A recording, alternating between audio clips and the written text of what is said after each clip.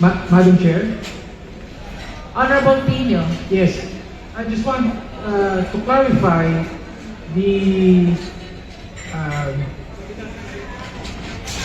meaning of the vote that was just made.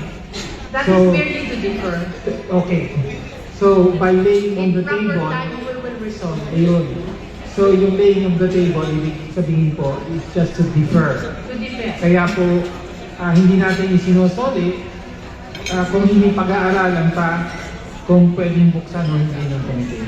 So, yun lang po ang gusto natin ilinaw at malinaw na I think you should sign on all sides. maaari pa itong buksan. Thank you. The committee notes the manifestation of the Honorable Pino.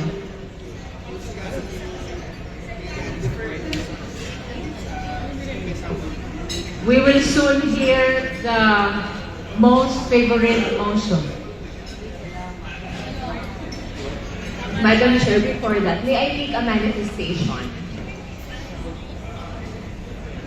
Madam Chair.